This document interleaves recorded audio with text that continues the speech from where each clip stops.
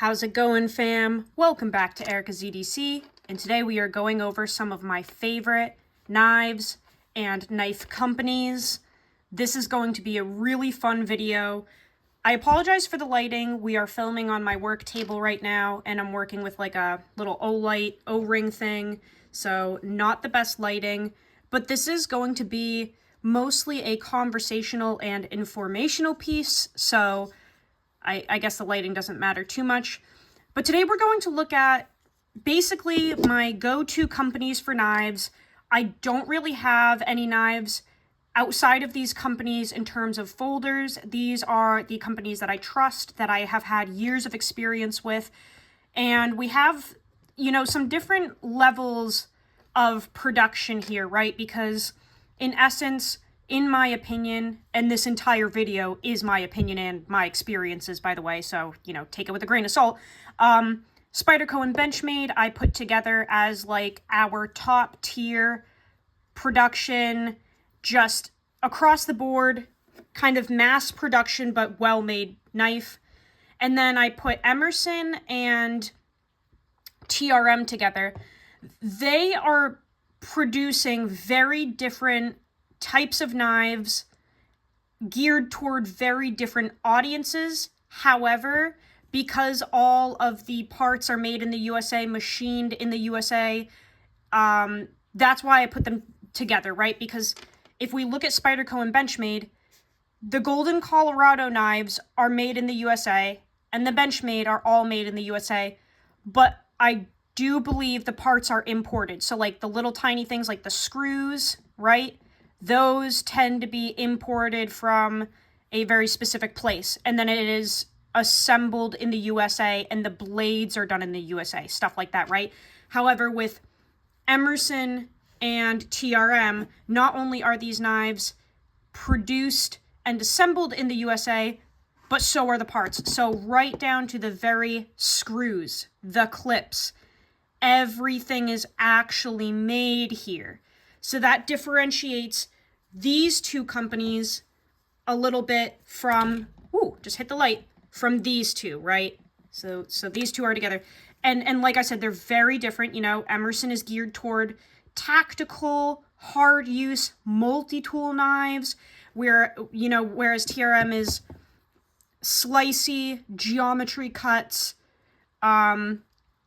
utilizing very thin, slicey blades, very thin, lightweight carry, very different audiences here, okay? They're actually polar opposite, but kind of the same morals, right? And then lastly, as kind of the top tier knife, before you start getting into custom knives, we have Reeve. You're essentially getting custom quality, the tightest tolerances you're ever going to find. Just absolute perfection, and it's not a custom knife. You know, because of that, they're not readily available, and they are very pricey, but you really are getting some absolutely incredible qualities with this before you start stepping into the custom game. So we're going to go over all those, and then we are going to look at my two favorite traditional knife brands, being Great Eastern Cutlery and Case. And because of that, we are going to look at something really special that just came in yesterday. I'll give you a quick little whoop whoop. Okay, we're gonna look at that because that's a new one from Josh Francis at KnifeGuy Mods. But let's get into this first, because this is a question that I get a lot. I have a lot of videos on it, but we could always use some fresh information, right? So our first tier is going to be mass production, but generally, knock on wood, high quality knives, being Benchmade and Spyderco. No, these are not the only ones. These are just the ones that I have picked and the ones that I have experience with. So Spyderco, in my opinion, for, you know, mass production items, knives, they do the heat treat the best. I really like how Spyderco does their heat treat. I think they nail it dang near every time. I really like what Spyderco puts out. Are they the prettiest knives? Of course not. you know? And that's where people gravitate toward Benchmade, because aesthetically speaking, Benchmade tends to put out prettier knives. Again, geared toward kind of different audiences. But Spyderco, if you are looking for a performer, a really nice hybrid between rugged durability and geometry cuts, this is it. What is that? I don't know. Oh God. Oh, it's spreading. Okay. I don't know what that is. I'm so sorry. Spyderco really offers us just some of the best all-around users on the market. You're getting really durable, high-quality knives.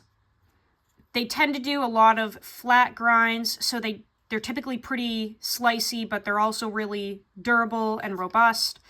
I just really like Spyderco's, and I tend to suggest them to the most to people that are kind of coming into the EDC world looking for an all-around good user.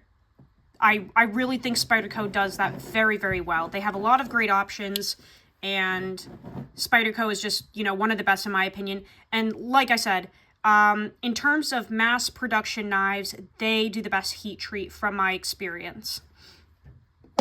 That leads us to Benchmade, which, you know, they kind of do a little more of the aesthetically pleasing knives. They have cooler designs, a larger variety of materials in terms of handles and inlays and all that stuff. Like, they're just doing more for us with giving us options to kind of customize our knives. That is a huge thing here, right?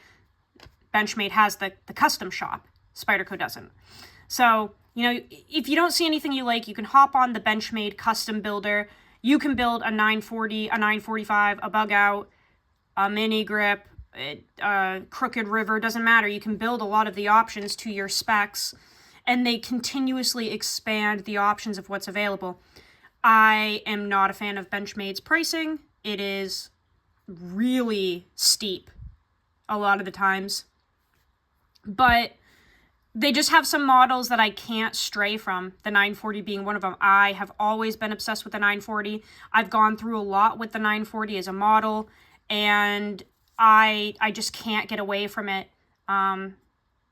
This one being no exception. You know, this just came in a couple days ago from the custom shop. My friend Jesse got this for me.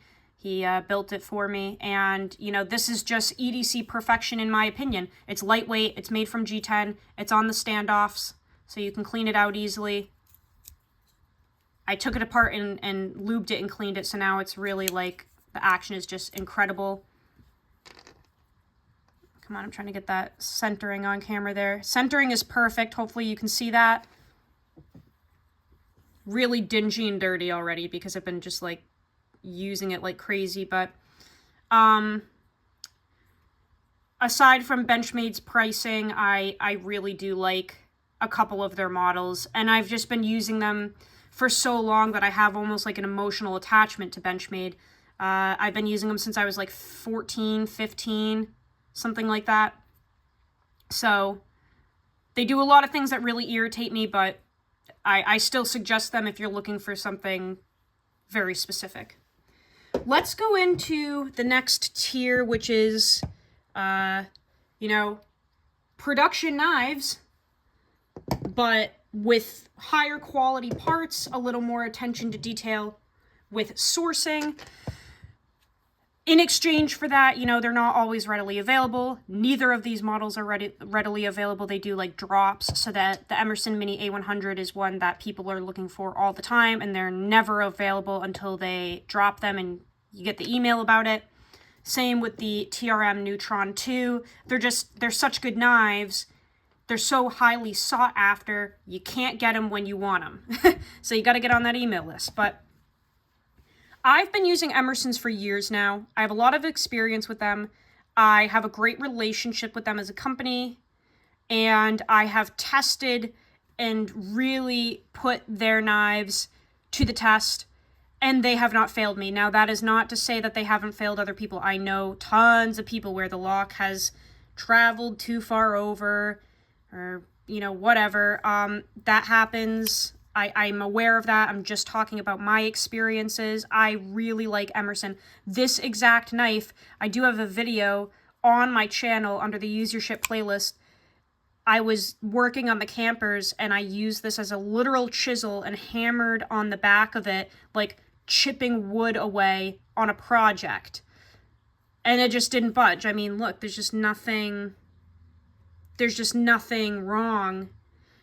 And if you're looking for an ultimate beater that you can use as a pry bar and a multi-tool, their 154 cm takes a frickin' beating. You can get it very sharp too. The edge isn't going to last forever because it's like 154 cm at 57 to 59 for a hardness, I'm pretty sure. But don't bitch about that, because go look at Essie. They're running 1095 at 57 to 59 and no one bats an eye. So, you know, it's just very use specific. But I really like Emerson for just an absolute beater multi-tool knife, completely assembled and made in the USA, including the screws, including the clip, everything, the pillars, everything is 100% US made and sourced. I really like that. Get on the list for a Mini A100 if you want one. I will never budge from saying that it is one of the best EDC knives ever made. Look at this thing. Like, come on. Running on those little special washers in there, the silicone impregnated ones. Nylatron. The action is incredible. Like, Nylatron is literally made to push out debris. Like, you don't even have to worry about this knife, because even if it gets dirt and stuff in it, because those washers are Nylatron and they're impregnated with silicone, they literally push everything out. And this knife, you could like put it in a damn river and then flick it open after, and it's still going to be nice and smooth, and it's just going to push all of the sand out. Like, people crap on Emersons because they don't understand them. If you look into the science and the research that Ernest put into these knives, you would understand. But they're definitely geared toward a very specific audience. Highly appreciate Emerson. Let's talk about TRM. I will say, out of all of these knives, out of all of these companies, I probably have the most appreciation for TRM because of what I've gone through with them. So if you're new to the channel, I had a little bit of a hard time with them at first because years ago I got a Neutron 1 and I just felt that for the price, the quality wasn't there. And I had a little bit of a tricky time bonding with this company at first. So I ended up putting out a review that has like a lot of views, and I kind of just shit all over them basically because I was like, you know, you can't charge these American prices for Chinese quality, is essentially what I was saying. And they actually watched it, and instead of getting butthurt and hating me for it, they tried to do better. So they reached out to me quite a while after, and they were like, hey, you know, we have the Neutron 2 now. We saw your review. We would really like to try to prove you wrong almost. Like, check out what we've done now with our knives and see if you change your opinion, if you change your mind. Which I really appreciated, because it takes a lot for a company to put their ego aside, improve a product, and reach out to somebody who shit on them and be like, hey, can you please give us another chance? Like, as a consumer that was not happy with their product, can you try to give us like another chance? I really appreciated that about TRM. So they ended up sending this to me, this Neutron 2, and this one was much better. The centering was good, lockup was fantastic, everything perfect. It still is perfect to this day. You know, I'm not hearing nearly as many complaints about these knives in this company as I was when I put that review out. I'm much happier with this company. The people are very nice, customer service is amazing, and when it boils down to it, the performance of this knife is absolutely out of this world. This is a slicey, dicey, thin, lightweight EDC knife that is absolute EDC perfection. The heat treat that they do on their 20 CV is incredible. I know that they send it out to Peters, something. Incredible. I have done some pretty wild stuff with this knife, and it just keeps going. It's so freaking sharp, easy to sharpen and strop back. Just a beautiful representation of a 100% American-made knife that is, you can't even ask for anything more. And look at the time that went into this design.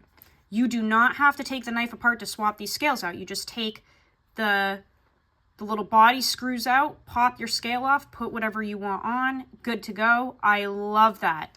Easy, easy. Just a very smart design. Again, great people. Marianne, Hillary, oh, they're awesome. I need to go do a tour sometime because they're only like a little less than 2 hours away from me because they're in Massachusetts. I'm in New Hampshire, but check out TRM. Like I said, not readily available, but you can get on those drops.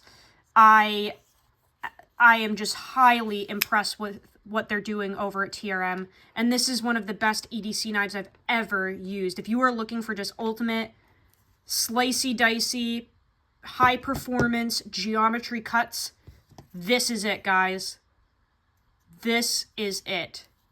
Fabulous stuff coming from TRM. All right, let's look at Chris Reeve now because this is the last kind of step that you get into before you're into custom knives. I have a great relationship with Tim. You know, we have had our ups and downs with the knives. You know, I have kind of a couple years of experience with Chris Reeve and Tim Reeve and just working through the kinks of certain things, but we're at, you know, it's come full circle. It's come full circle. I am very happy with my little collection of Chris Reeve knives. If you want to watch any of that stuff, you can just go watch those videos on my reviews and the use your shit stuff. I have put my Chris Reeve knives through some pretty incredible abuse. They just keep going. I love the Sebenza. The Sebenza 31 is just simply one of the best knives that has ever been made in history. The Sebenza model in general is beyond genius, and I love that everything is made in the US. Assembled here. Beautiful blades that just really freaking work. Love it.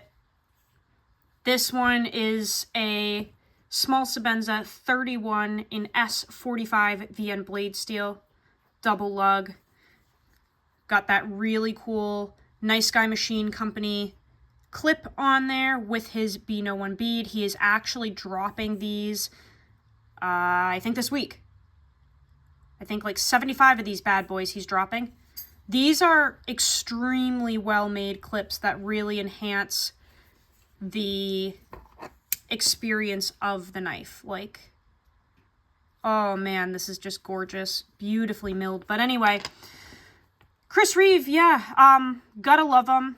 You know, you get that famous hydraulic action that everyone talks about. Insane lockup. Beautiful snail trails that get, you know, get all over the scales there. Great warranty. Just, I don't know. People talk about Chris Reeves being the best, and it's like, I you know, do agree. They're just, if you are an EDC fanatic, this is something that you need to experience at some point in your life. You just have to experience a Chris Reeve knife. I've got a, okay. Don't go jumping out of my hand, boy. I've got a ton of them, you know. Not a ton, but I have a couple Sebenzas. I have the small and Cosi. I just love them. I just absolutely love them. So that is, you know, kind of the last step before you start getting into custom knives. Definitely check out Chris Reeve. Let's talk about some traditionals here, and we're going to showcase a new knife that just came in yesterday that I'm really excited about, that I had a hand in kind of creating, I guess. So my two favorite traditional knife companies are Case and Great Eastern Cutlery.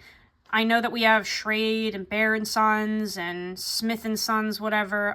These are just my favorite. Nothing against the other ones, but these are my favorite. So Case has been awesome to me. They have sent me knives before. I I have a good relationship with them.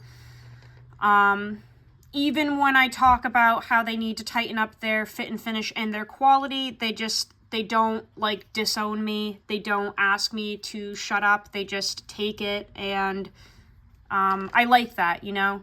I like when people listen to me, especially your mom. That really excites me when she does what I want her to do. And, you know, Case is no different. I can be honest, and they just are like, yep, we hear you. I really like that. So Case, definitely one of my favorites in terms of traditional knives. This one obviously is not a stock knife from Case. This is called the Slater model from Josh Francis at KnifeGuy Mods. This is kind of the first design that we ever came up with. Just some beautiful natural micarta with orange G10 liners. And this is called the Slater model. You can put in an order for one of these if you want. I will link Josh down in the description below. But I really like Case. I really like that you can get the cheap plastic Delrin ones for like $38 and then recover them like this and just kind of modify them and stuff. Really cool. And Great Eastern Cutlery is, you know, you're really taking another step up with these ones. But this is the bullnose model. So very similar to the Case Sodbuster Jr. They make a bull buster, which is kind of the same size as a full-size Sodbuster. Obviously a little bit of a length difference there. And this is much more of a one-and-done knife. You can definitely use it as a main blade. Really snappy action. But yeah, Great Eastern Cutlery makes some awesome stuff. Not readily available, way overpriced, but we can't stop getting them. We love them, even though they drive us crazy. You know, this is almost like the Benchmade of the traditional knife world. You can't stand the prices, you can't stand the availability, yet we still buy them. There's just something about them, right? We can't stray. So this is the bullnose. Very, very cool. 1095 high carbon steel, beautifully done. Fit and finish is out of this dang world. It is custom quality, custom level, crazy snappy. I'm going to try not to cut my fingers off because I literally could with this. Oh, see, the back spring is so, whoo! Back spring is crazy strong. Listen to this snap. That is a bear trap. That'll cut your finger real good if it's in the way.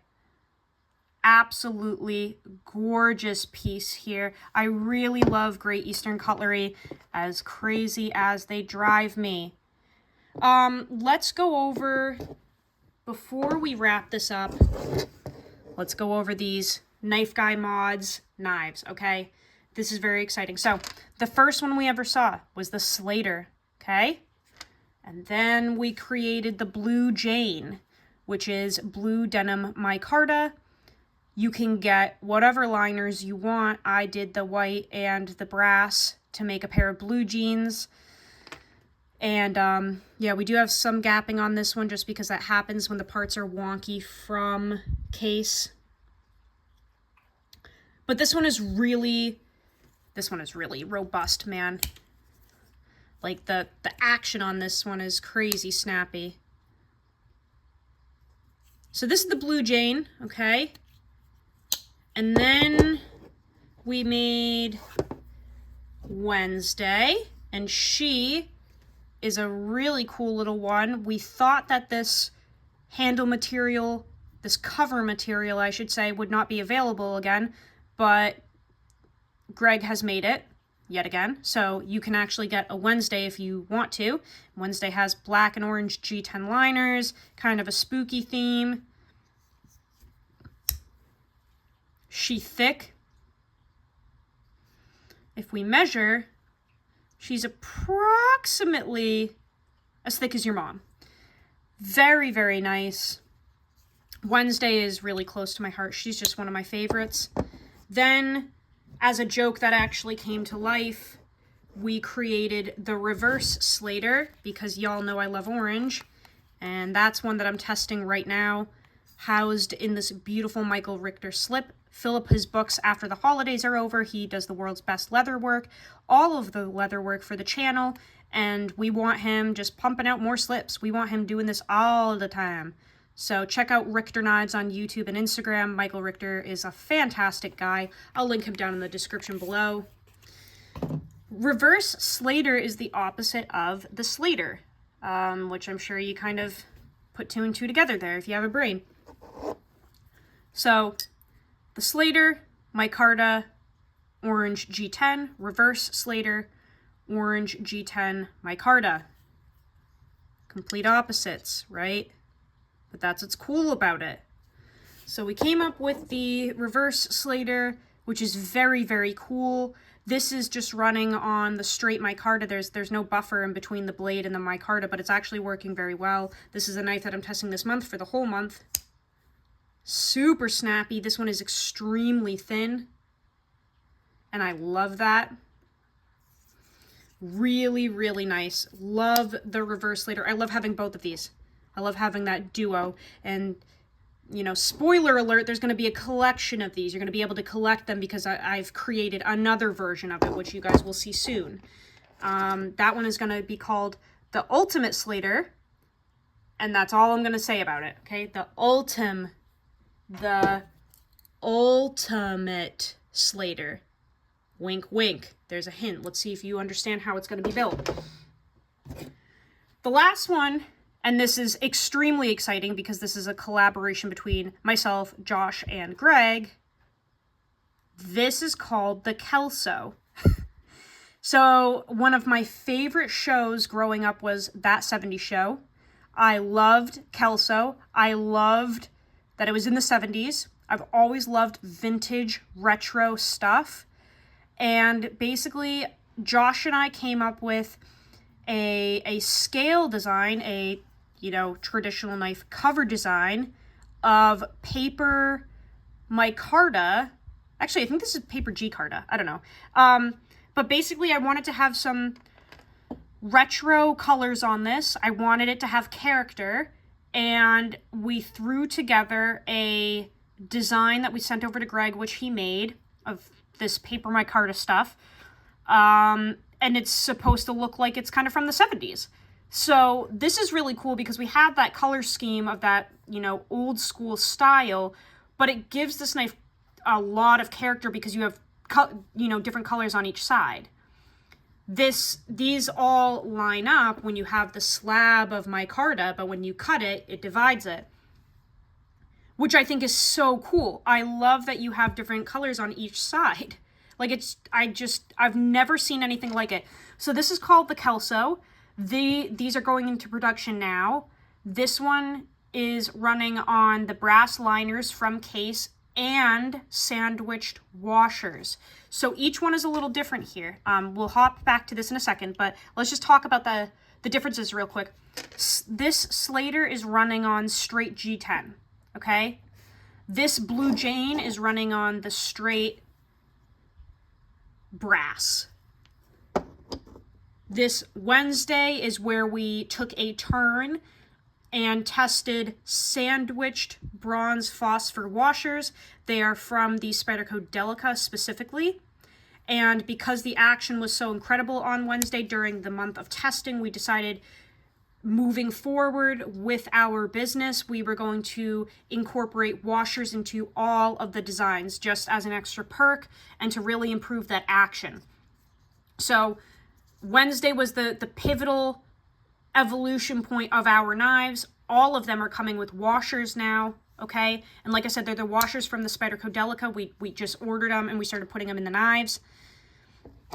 Reverse Slater, this isn't really included in, like, you know, the whole washer thing because this one is not on washers, but this is like, we're just trying it out type deal. All of the knives are going to be with washers, even though Reverse Slater came after and does not have them. But I wanted to try running the knife, you know, just on straight micarta.